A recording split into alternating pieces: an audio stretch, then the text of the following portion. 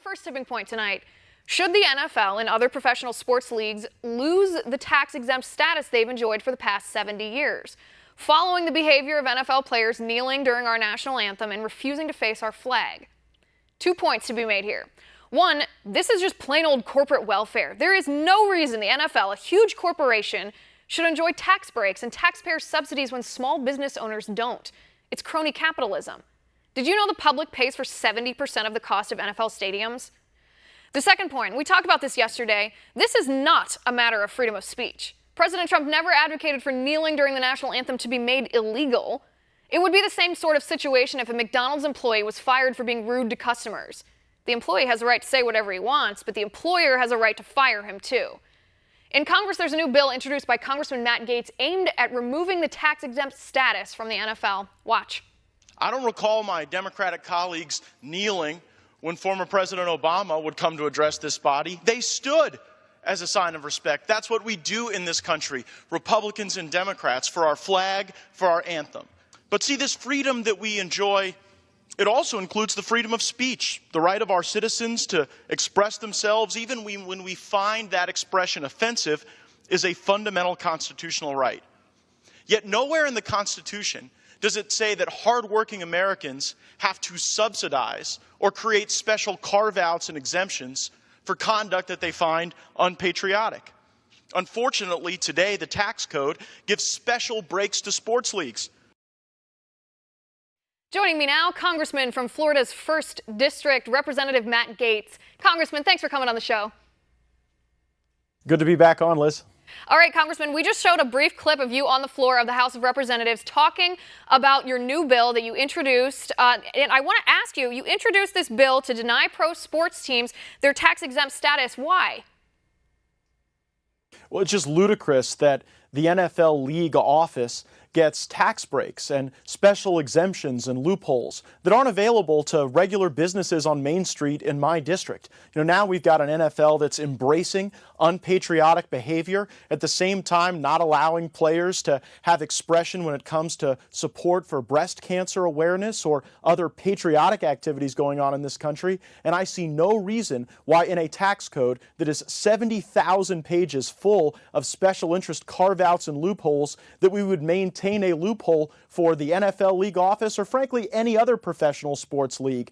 70% of the money that goes into stadiums around this country paid for by taxpayers, and I think that's probably a sweetener enough. I think that the NFL, the league office, they can do fine on their own without a special benefit in the tax code. Right. I mean, would you consider this? It sounds to me like it's crony capitalism. These subsidies from our paychecks all across the country are going to the NFL, yet, our family, our friends in our neighborhoods, people, small business owners don't get that. That sounds like picking and choosing who's a winner and who's not. Well, you're right, and as conservatives, we're always for welfare reform, but we need to be equally as enthusiastic about corporate welfare reform, and this is corporate welfare at its worst. I think of the number of veteran-owned small businesses that I have in my district, folks that go to work every day, that hang the flag outside, and that want to make life better for people, being disadvantaged by a tax code, while at the same time, it seems as though if you've got the right lawyers and lobbyists in Washington, D.C., you can get special carve-outs and giveaways that regular folks don't get. Here's what we need. We need President Trump and other conservatives, people who love this country and who are equally as frustrated about the NFL's embracing of unpatriotic behavior, to stand up and call for this change in the revisions to the tax code that the Congress will be undertaking in the coming weeks. If the work we're going to be doing is on leveling the playing field in the tax code, a reasonable place to start would be abolishing the special exemptions and giveaways that the NFL and other professional sports leagues currently enjoy.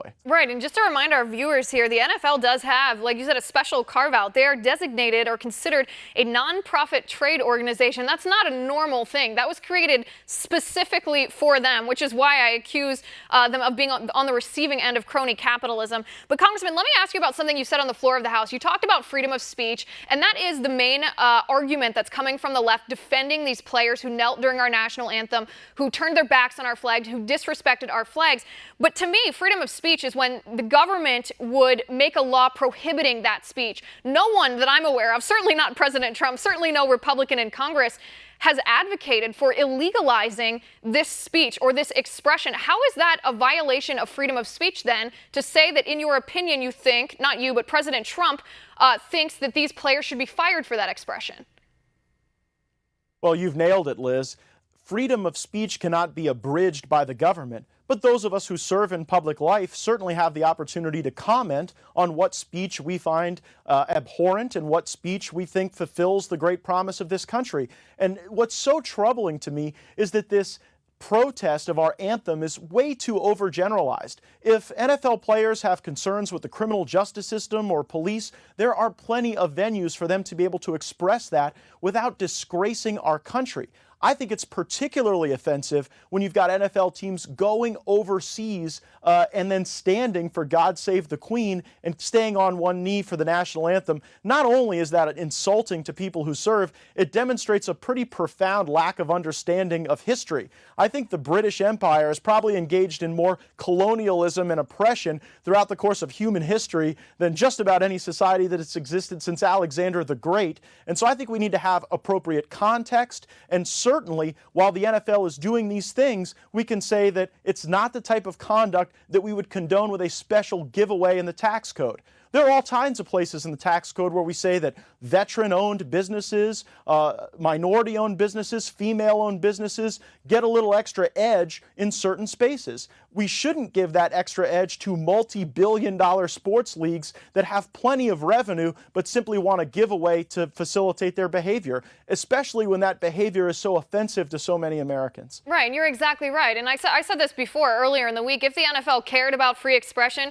they wouldn't just be defending these players right now. They would have stood up for the players who wanted to honor the victims of 9/11 on their cleats, the player who wanted to wear purple cleats to bring awareness to domestic violence since his mother was killed by domestic violence, the players who wanted to honor the Dallas cops who were murdered with decals on their helmet. But the NFL told them each time, no, no, no, you're not allowed to do that. And if you do, you will be fined. Congressman, let me ask you one last question. So when you spoke about this on the floor of the House, you followed Congresswoman Sheila Jackson Lee, who had actually knelt on the floor of the House. How do you respond to that?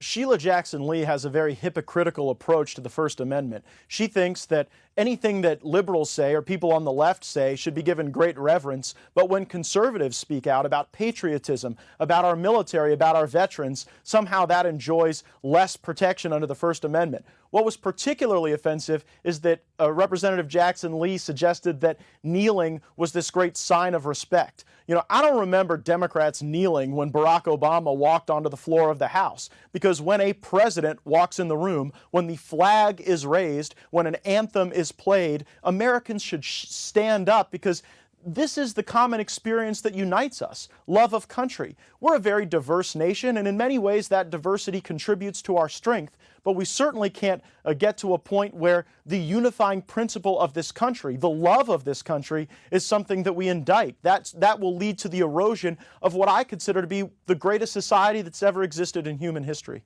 Right, and our flag and our national anthem, those are the symbols. Those are the symbols of unity that really do unite every single one of us, regardless of any other diverse characteristic. Congressman Gaetz, thanks for coming on the show. I appreciate it, sir. Thanks, Liz.